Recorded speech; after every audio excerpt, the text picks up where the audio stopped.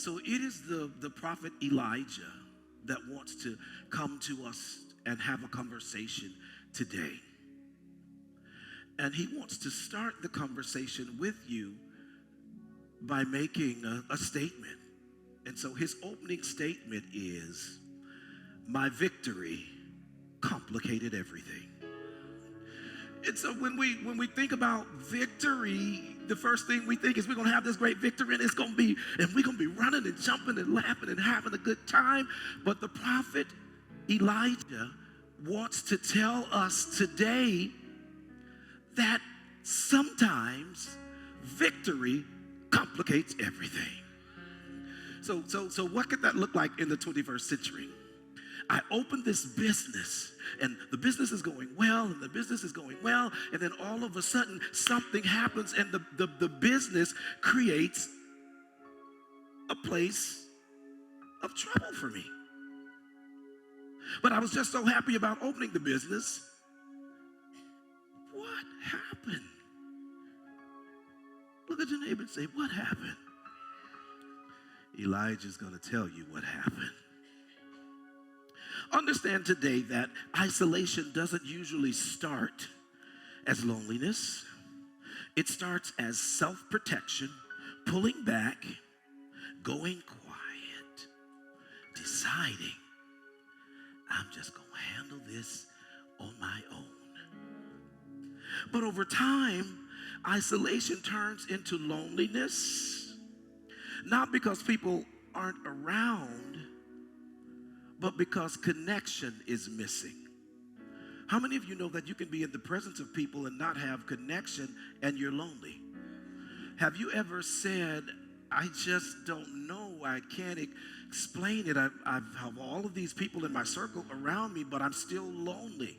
It is because you're not connecting. And it is this thing called isolation that pushes us into that place. Loneliness has a way of distorting how we see ourselves, how we see others, and even how we see God. When we're isolated, our thoughts get louder, our fears feel heavier, and our perspective gets narrow. Somebody say, God help me. What's surprising is that isolation doesn't only come after loss, it often comes after a great victory. After we've poured out everything and after we've been strong for so long. And that is why the prophet Elijah wants to have a conversation with you this morning. Because that is where we find him in our text in 1 Kings 18. He is fresh off Mount Carmel, where he had the greatest victory of his life. They were having trouble, and there were all these other kings in the land. And Elijah was like, no, I'm telling you that my king is the King of Kings. We just sang about it. Everybody say, my king is the King of Kings. And so this is what they decided. All right, let the God that answers by fire be declared God in all of the land. And so this is what they decided. They said, let's build an altar. You build an altar for your God, and I'm going to build an altar for my God. And let the God that answers from heaven by fire be proclaimed God in all of the land, right? And so they do this, and they construct this altar, and then they're there, and then you have the prophets of Baal. Everybody say the prophets of Baal. The prophets of Baal are calling, oh Baal, come down, Baal, come down, send your fire and consume the sacrifice. And can y'all help me with this? I want y'all to scream and make some noise. Come on. Yeah. And so that's them. They're calling on their God. They're calling on their God. And they're waiting on something to happen. And they're just pacing and waiting on something to happen. And then Elijah says, Well, maybe he's asleep. Maybe he can't hear y'all. Y'all might want to call him a little bit louder.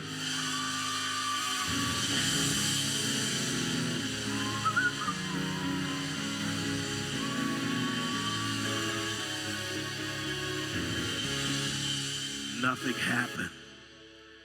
By now, it's getting tensed. And they're like, I don't know. Come on, Bill. Come on, Bill. We know you're God. We know you're God. And then, somebody's probably saying, okay, all right then. Let's take a break.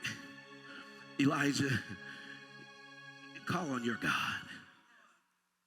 And remember now, we've proclaimed that the God that comes down and consumes the sacrifice, that's God in all of the land, right?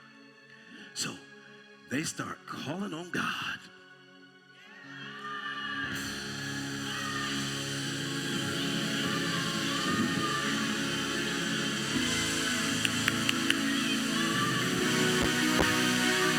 Something happens when you call on God.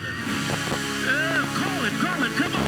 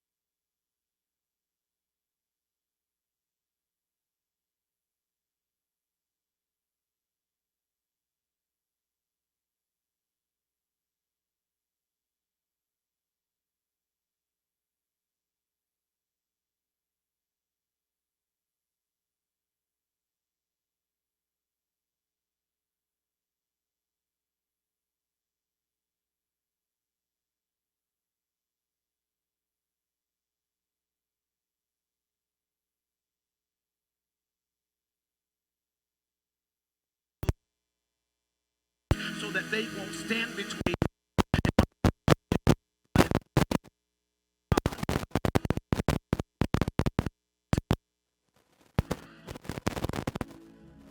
So here's the problem. It's victory complicated everything. Victory has a way of complicating things. 1 Kings 19. Something went wrong. Elijah did not fail spiritually, but he withdrew relationally. After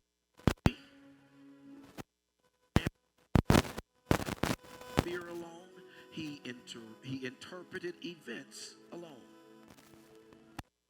Victory. He ran alone. He processed fear alone. He interpreted events all by himself. He said probably what we thought.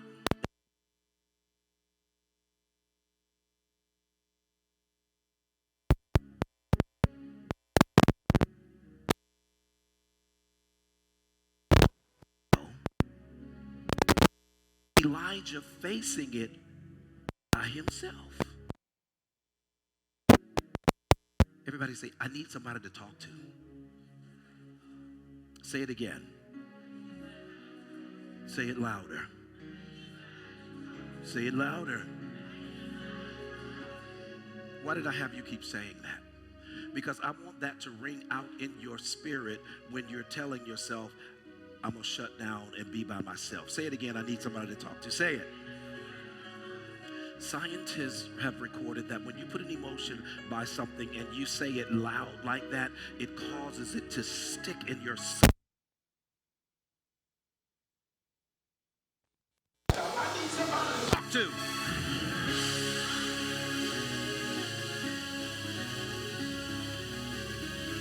Say it again.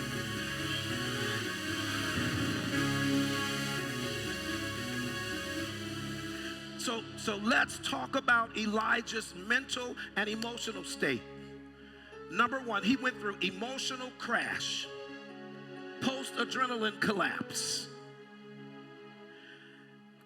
And the question in your mind might be, why? Dude, you just had this serious victory. Why in the world would you be crashing? 1 Kings 19.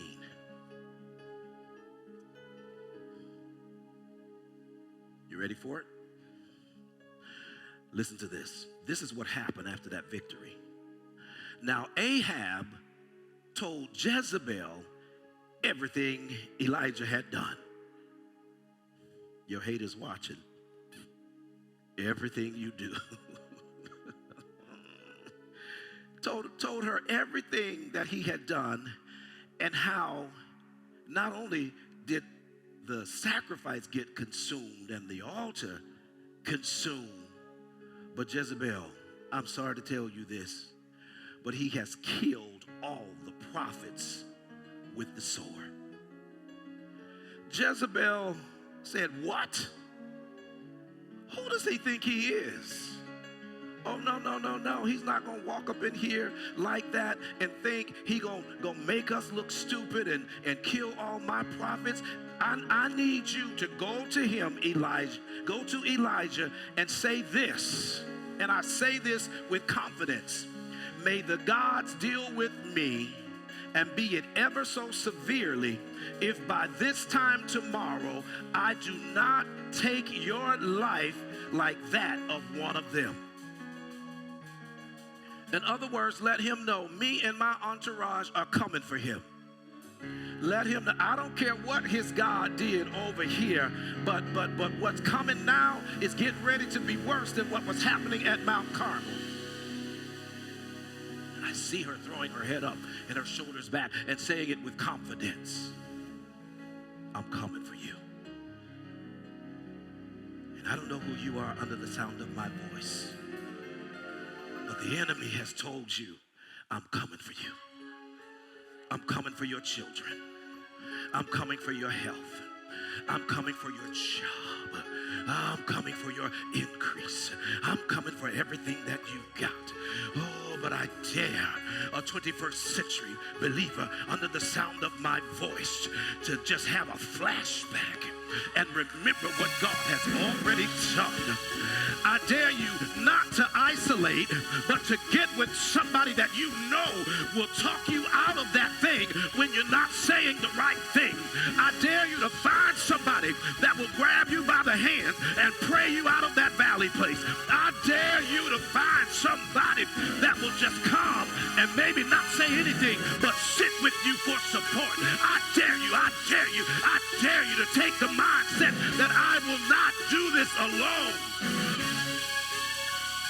Have you ever had to go to somebody and tell them, I need you to come over and just sit with me? I don't want to tell you what's going on. I don't want to talk about it, but I just need you here. It's called the ministry of presence. Sometimes all I need is for somebody to come into my space and sit with me. Because where 2 or 3 are gathered together, we ain't got to talk. We ain't got to say nothing. All we got to do is be together. Together in mind, together in heart, together in spirit. And when we are together, God says, I'm coming down. And I'm going to sit with you. And I'm going to bless you.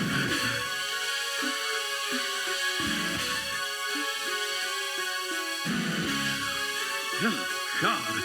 I feel something happening in this room. Oh, it's seeking into somebody's psyche.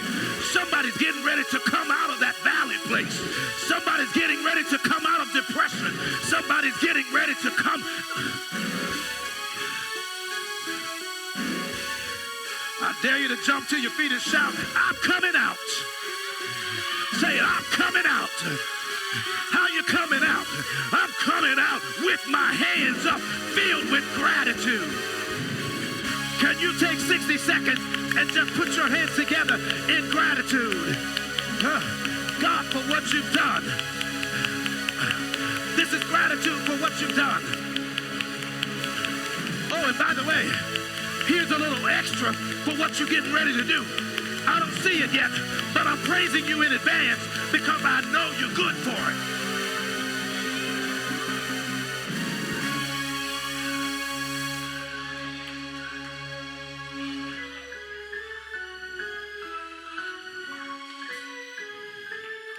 My God, somebody's getting ready to get the biggest breakthrough that you've ever gotten in your life. Don't you back up. Don't you step back. Don't you stop. Don't you quit. You're right on the brink of it. Somebody shout, I'm right on the brink of it. Say, it's right here. It's right here. I can smell it. I can taste it. I can feel it. I can't see it with my natural eye, but it's right here. It's right here. Can I tell you something? That's why the devil is fighting you so hard, because you're right at it. If you can just keep moving, keep pressing, keep moving forward. Oh, God. Touch yourself and say, keep moving forward.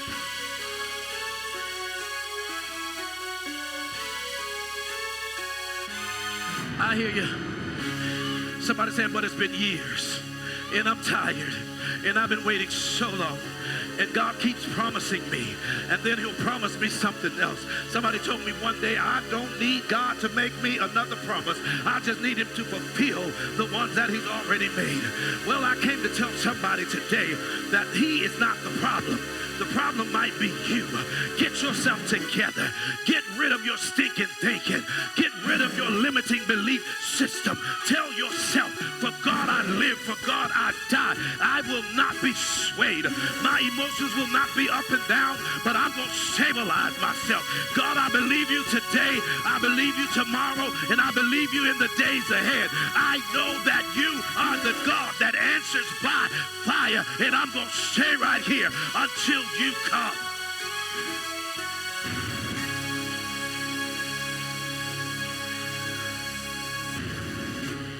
And I know it's not easy, but God has made you and I a promise. He never promised us easy, but he promised us sure.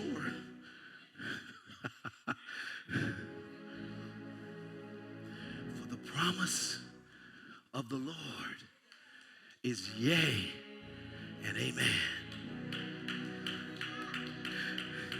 And I told you several months ago what that means in its literal translation. What is it? Sure and certainly.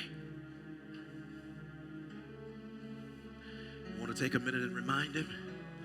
Look up and say, God, you promised me some things.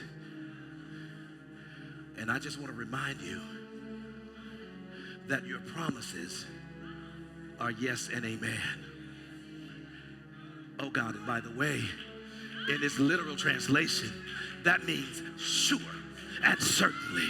Are you going to do it? Sure I am. Are you positive you're going to? Certainly I am. But God, sure. But God, certainly. But God, sure. But God, certainly. Every time you say something back to him, he's saying to you, sure and certainly. Sure and certainly. High five somebody and tell them it's going to happen.